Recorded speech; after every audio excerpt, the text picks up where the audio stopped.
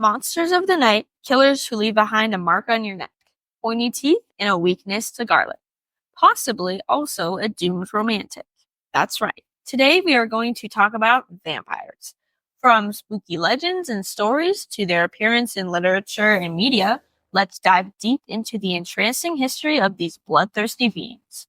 Join Sophia and I in our Morbid Time Machine, and let's get into it. Welcome, inquirers, new and old. Have you ever wanted to go down a rabbit hole of morbid history, but you don't know where to start? Then you are in the right place. Our Grand Pass is a podcast where each week we explore messed up history. From shipwrecks and spooky places to morally questionable people and practices, we're Sophia and Maya. Join us in our Morbid Time Machine, and let's discuss history's most fucked up. Hey, Maya. Hi, Sophia. Happy winter holiday season. Yes, happy holiday seasons to you as well. I had some family celebrations. Same. The Yuletide season. Yes. Gotta love them. Yeah. I went to Omaha with my aunt and uncle and cousins. Ooh, fun. Yeah. What'd you do up there? We went to this sushi restaurant. And then we went to a game board cafe. Oh, okay. There. So it's like you pay like a day fee or whatever. Oh, and then there's a bunch of board games you can use. Yeah. And so we did that last year as well. And then we're trying to make a tradition out of it. That's fun. Mm-hmm.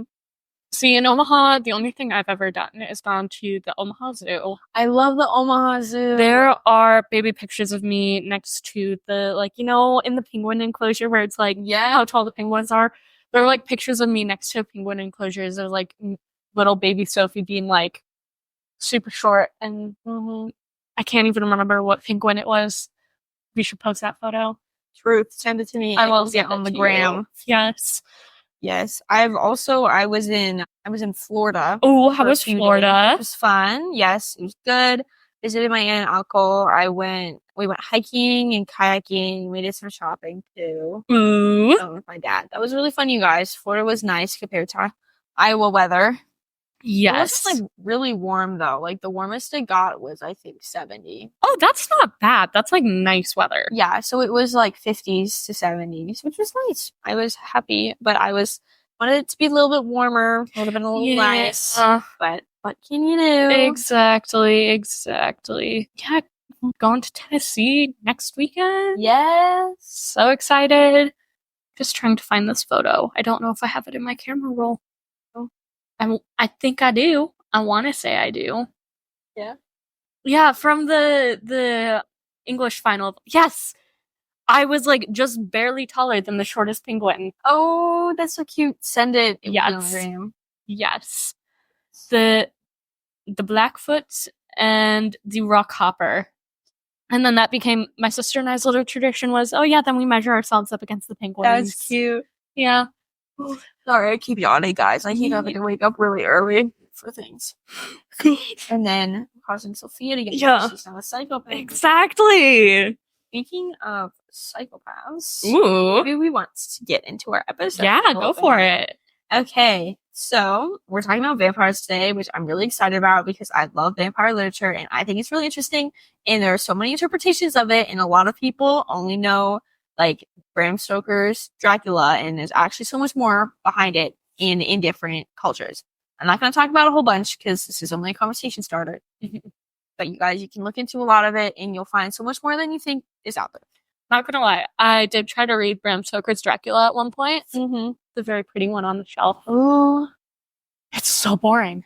Yeah, it's so. Doesn't he? I haven't read it myself because I've heard people say it's boring. Doesn't he talk about train schedules? Oh, a bunch. Yeah. So there's train schedules, and then there's you get. I swear. So I ended up having to listen to it as well to get through it. Still haven't finished it because I was where is this even going? Because I swear we're not even a quarter of the way in, and he's there's something weird about Dracula. He's trapped me in his castle. I'm probably gonna die. And then it changes perspectives, and I'm what? Yeah, I still want to read it though, just for the bit. Yeah. No, I have so many classics on my shelves that I'm ooh, yes, I'm gonna read these and smart. And then I'm this sucks. I have I own Machiavelli's The Prince. I haven't gotten through it yet. It's a small book, but I also have Dante's Inferno. Okay, see, I kind of also want to read Dante's Inferno. You can borrow it. I have it at school, I think. Okay. I have to finish it still. Well, and then when we started reading Dostoevsky, I was like, ooh, this is good. He's great. He's a great author. I bought like 3 of his other books. What do you have? Oh, I got rid of them because I was like, oh, yeah. Others say is kind of crazy. Like, he's a good author, though. It's just so much. But like, I feel like if you can read it without a time constraint, then yeah, that's what I was like. That's what I. And like technically, like it was like released over like a span of what? 8, like multiple years. Multiple years. But we'll get more into that for a Dostoevsky Brothers Karamazov episode. But no, back into vampires. Okay, so vampires in legend are usually fanged creatures that prey on humans, and specifically, they drink human blood. And they're often unable to be out in the daylight or weak to sunlight in general. Or like with that, it's connected to them being weak to holy power, since they're like supposedly demonic creatures, but that's only in some interpretations. So like holy power, like holy water, things like that, crucifixes. Have you seen the meme where it's like, so like garlic, it's like a anti-germ thing. They're like, well, what if it's like not that vampires don't like garlic, it's because it's like a cleaning agent. So it's like, oh yeah, you can just defeat a vampire with like some hand sanitizer. Well, actually, that's really accurate, because a lot of people originally, vampires were thought to bring disease. Oh, okay. That's what it was. They like vampires would bring diseases to people. So they would like have the garlic as like that anti-germ. So what we're saying is always have a little bit of Germex. Yeah. With you. Yeah. It said like switch out your holy water with Germex and yeah. into a vampire. Yeah. Okay, anyway, as I stated before, characteristics change throughout history and literature depending on the story, since there are so many creatures in folklore that are similar to vampires. There's creatures like ghouls that also drink blood but are different than vampires, and then there's walking corpses and undead as well, which vampires are also in relation to, but like vampires and zombies are different. Like zombies still bite people and transform them, but they want vampires do. But like, yeah, they're different. I didn't know that ghouls drink blood. Some of them do. It depends on what it is. Sometimes they'll like trick you and then they'll like drink your blood and take you, and like also with demonic pacts, you'll have to like offer some of your blood to a demon and things like that. Well, yeah. But that's just like par for the course of summoning a demon. Yeah. But also like so many of these things are considered like demonic in relation to like the church. But like everything different is considered demonic. True. Especially back then was considered demonic towards the church. Oh, you're a woman who wants to speak? You're a demon. You're possessed by witch. Literally. But yeah, and so this also all ties into necromancy. Necromancy? How do you say it? Yeah, necromancy. Because people thought that if someone was brought back from the dead, that's necromancy. And then like they were a vampire in theory, but also other undead creatures are brought back from the dead. But the most important detail of them is the fact that like they drink blood. That was their big thing. Wait, I have a question. So could a vampire, like if someone died and was like just like cold to the touch, dead, like bleh, could they still be turned into a vampire? Because I know like in a lot of like media interpretations, it's like you have to be on the brink of death, or you have to be somewhat alive in order to be transformed to a vampire. Yeah, you can be. Okay, so you can be like actually like dead, down for the count, like never gonna get back up, and still become a vampire. You can be. You can be. Which goes back to necromancy. Okay. And so sorcery, you can use sorcery to turn someone into a vampire even after they're dead. But obviously their body would have to be preserved in some way. And we'll get into that in a bit as well in relation to burial rites. Yes. But speaking of that, you actually foretold the next thing I was going to talk about. And I didn't tell her this, you guys. She just asked this question by herself. And it's exactly what we're about to talk about. I'm just a genius. So, common ways in folklore to become a vampire. Don't try this at home, you guys. I'm warning against this. I'm not telling you to do this and it will make you a vampire. Just don't do it. It's like those like YouTube how to become a mermaid videos. Yeah. And it's just like mixing the soap. Yes. So one of the ways is to obviously get bitten by a vampire. That's the biggest one.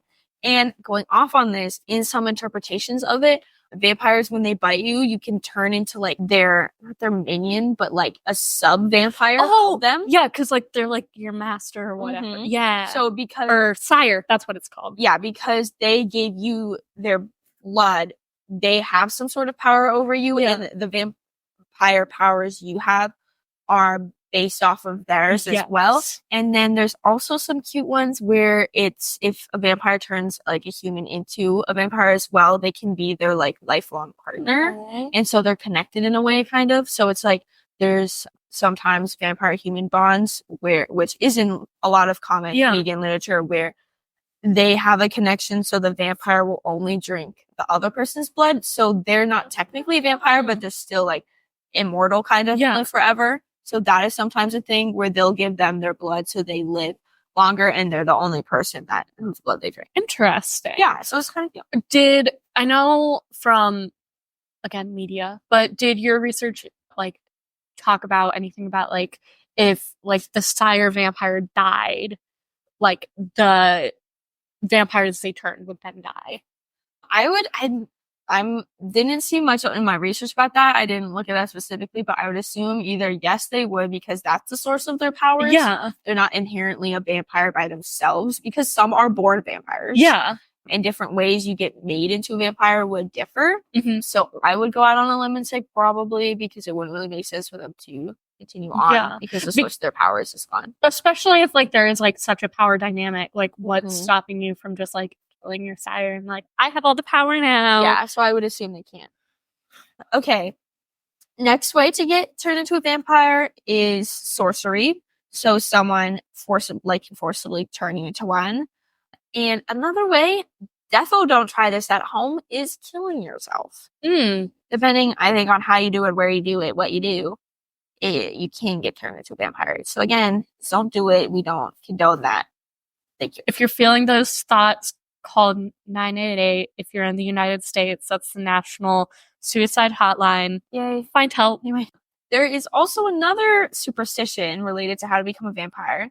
If a baby is born with teeth on or around Christmas, they're destined to become a vampire. Damn. Falling in that Christmas vibe. Yeah, which, like, I guess makes sense because, like, vampire teeth. Yeah. But, yeah, so if they're born on or around Christmas, they're, like, they will become a vampire. So it's, like, this whole, like, interesting. Yeah. And then, so as I said before, there's a lot of creatures similar to vampires. And that has shown in, like, mythology in a bunch of different societies. And an example of that are, I think I might botch this, but umpase, which are shape-shifting women who prey on men after they seduce them. And that is a great myth. And they're different though. I'm pretty sure they have like snake features, kind of. Oh, never mind. Oh, what? Oh, that's a different one. But is it still like vampire? Kind of? Is that one of the Furies? No, it's not.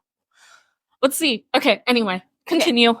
And then, so they are similar to succubus, who also seduce people and then kill them, but obviously those two are different than vampires since they're not after people purely for their blood. And so there, fun fact, were appearances of vampire-like creatures in ancient Greece. Ooh. Like written, like records of it. They would supposedly attack people in their sleep and drink their blood and then spread plagues. Oh. And then they became increasingly popular in Western culture in the 18th, 19th, and 20th centuries. And as stated before, some thought vampires would bring diseases to people. And depictions of vampires are traced to different diseases that humans had. So things like, I think I might botch this again, porphyria. I think is what it is, which makes someone sensitive to sunlight. And then tuberculosis. Yes! Which makes someone really pale and exaggerated features, sunken eyes, which is what you think of when you think of vampire. Or consumption. It's also called consumption. And also rabies, because it causes biting and being sensitive to light and garlic. Oh, okay. Yes! So basically, ancient vampires just have rabies. And you get rabies by someone or something with rabies Biting you. And It that would goes make into your butts. that would make sense because it's like if a rabid bat or a rabid yeah. You guys, we cracked the code. It's rabies. It's rabies. So continuing, as I said earlier, we're going to talk a bit about literature. So the vampire myth has stemmed largely from Gothic European literature from 18th and 19th centuries. And that was when like the vampire craze was like peak in Europe. So one of the first vampire figures that appeared in 18th century poetry was Henrik August Osenfelder's Der Vampire. It was in 1748. I think that means the vampire. Yeah. Whatever. But it's vampire. It's Vampyr. Yeah. So it's like Der Vampire. Yeah. Or whatever. I don't speak German, but sure, that's kind of my wait, what is it? What is it? Der Vampire? Here? Yeah, Der Vampire. Yeah. Yeah. You got it right. Yeah. So this poem is about vampire-like narrator who seduces an innocent woman. And then similar poems began appearing in English at like the beginning of the 19th century, like John Stagg's The Vampire, spelled slightly differently. They added an E onto the end. So it's okay, calm it down. That was written in 1810. And then Lord Byron's these are difficult words. The Giaour, it's Giaour. I don't know. Dior. And that was in 1813. Guys, I'm doing my best on these names. And then the first like longer vampire story published in English is believed to be or around like John Polidori's The Vampire. So they just keep saying The Vampire, but written slightly different. And that was in 1819. And that was about a mysterious aristocrat named Lord Ruthven who seduces young women only to drain their blood and then disappear. And so all these works and others then inspired other material of the genre. And so is that where like the like whole vampires are like aristocratic comes yeah, that from? was the whole, I think that's more so what comes in for like the vampires are noble. Or noble. That's like noble creatures, which is then also differs from like creatures like ghouls are just the undead because they have class and they have like knowledge of human society and things like that. And in theory, they have kind of morals, even if they don't align with human morals. Okay. I wouldn't say they have like sympathy or empathy, but there's like vampire rules. Yes. And this can be seen in some literature where there's like rules about it, where it's like you can drink someone's blood, but you can't kill them. Like kill people. Or it's like sometimes it'll be like truth. Or sometimes it's like you can only drink something's blood when they're dead. Or like in Twilight, the Volturi, and also Edward's family. Oh, the Cullens. Yes, sorry, the Cullens. They don't drink human blood; they drink like animal blood. Whatever, and they're called vegetarian or something. So, as I'm saying, there's multiple other books that in literature that came out, and things like Varney the Vampire, The Feast of Blood, and The Mysterious Stranger were things that influenced Bram Stoker's Dracula, which was written in 1897, which that one is very famous. Yes. Obviously. And Theophile Garter's La Morte Amorose, also known as The Dead Lover, and then Sheridan Le Fanu's Carmilla, which is a really popular one. Yes. Which is like the vampire femme fatale. Yes. Isn't that one like also like very queer? Yeah. So Bram Stoker is probably the one you guys all really know. And it was derived from vampire legends and became like a really big basis for a lot of modern literature and film to be based on. So Dracula's story is told through journal entries, diaries, letters, and telegrams written by the novel's main characters. It's in a epistolary novel. So through the presence of telegrams and diaries, it shows the manner in which Stoker was incorporating communications of the technology in his time. So it begins with Jonathan Harker, a young lawyer, traveling to Transylvania, and he plans to meet with a Count Dracula, a client of his firm, to finalize a property transaction. But when he arrives, all the locals are scared of him after he tells them that it's going to the Castle Dracula. So he's like, oh no, scary. And then he meets him, and then he's like, whoa, that guy's really pale and weird. And then he's really concerned when he cuts himself while shaving, and Dracula, like, lunges at him. And he's like, what the heck? And then Harker gets seduced by female vampires and barely escapes. And then after that, he learns Dracula's secret, that he's a vampire and survives by drinking human blood. And he's like, oh, well, then I'm going to be the next victim. And so he attacks the Count and does not win. And then Dracula traps him in the castle with 50 boxes of dirt and departs for England. And then in England, Harker's fiance is visiting a friend who got engaged. And then... So that's where I made it to when I read it. Lucy gets, like, turned, I think, by Dracula. Yeah, so Lucy gets bit by Dracula and falls ill, and is seen at times looking at a bat in a window. And then Lucy goes to the care of Dr. Stewart and Dr. Van Helsing, the name we'll probably see a lot of places, who give her blood transfusions, which fails. And then they drape Lucy in her room with garlic, and she soon dies. Damn. And Lucy's the fiance. Yeah.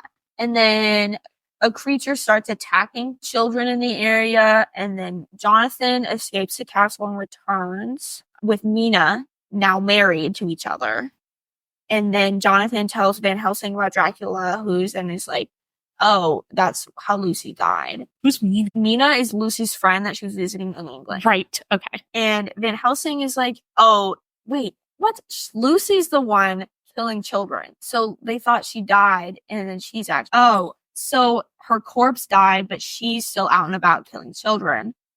And so they unearth her corpse, stick her through the heart, cut off her head, and stuff her mouth with garlic. Which is actually something people would do to corpses if they thought that their souls were turning into vampires. And then now the group tracks down Count Dracula, and so those boxes of dirt that we mentioned earlier, he actually needs the dirt of his home country to remain healthy. And so they destroy the boxes so Dracula can't regenerate. And then, plot twist, Mina's a vampire. What? And then they kill Dracula. Do they kill Mina? Or is Mina a good vampire? They find Mina drinking blood from Dracula. Oh. And Jonathan's unconscious, like, in their room. And so then they find him buried in a box of dirt and cut off. Yeah. Okay, anyway. Interesting. Yeah. That's a base for a lot of depictions of vampires. I just gave you, like, a whole plot summary. That was a little too in detail, but that's okay.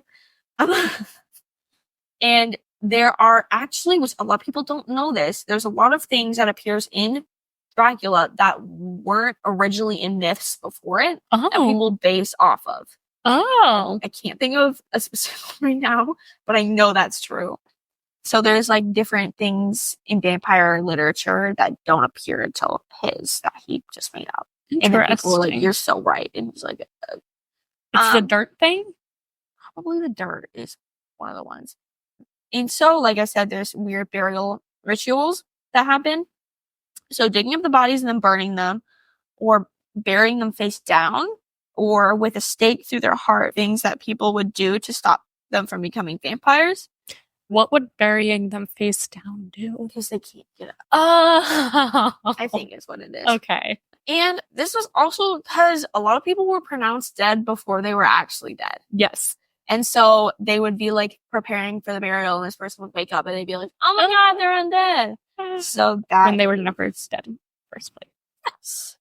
Have you actually, like, heard about, like, the ways that they used to, like, check? After that happened, they were like, okay, we're doing double checks now. Yeah. It's like one of them was, like, pulling off the fingernails, or, like, sticking a needle under the, like, toenails. That's, like, so scary. Oh, no thank you. And that's why it's called a wake at a funeral, because oftentimes people would wake up during their Oh. wake. Because what would happen would be Interesting. like people would like drink too much and then pass out drunk, and they're like, "Oh my god, my husband's dead," and they prepare for the funeral. And at their wake, the guy would wake up and be like, "Ready for another round." Huh. I did not know that. Yup. And now, fast forward, we get interesting interpretations of vampires like the Twilight series, Vampire Diaries, and the Hotel Transylvania movies. I grew up on Hotel Transylvania. I love Hotel Transylvania. I don't think I've seen the newest. I haven't seen the fourth one's the newest one, right? I think I've seen the first one. I've seen the one with the kid. That's the second one. And then I've seen the one where they go on a vacation. With the Van Helsings. Yeah. Yeah. Which is the third, right? That's the third. And then the fourth one is when they become humans and Johnny becomes a monster. Oh, right. Yeah. Okay. Yeah. Cool. Thank you guys for listening. Next week, I will be talking about vampirism. Ooh. There's a difference. Yes. So it's low-key a part 2. You need like this one to like know about the next one. Yes. So I hope we piqued your interest a bit and you'll look at some vampire stuff now. Yeah. Thanks for listening. Stay curious. Join us next week. Bye. Thank you for joining us today. As always, all sources will be listed in the show notes below. Be sure to subscribe so you won't miss out on our upcoming discussions. Join us next week as we delve into the intriguing depths of our grim past. Stay curious. There's so much more to uncover.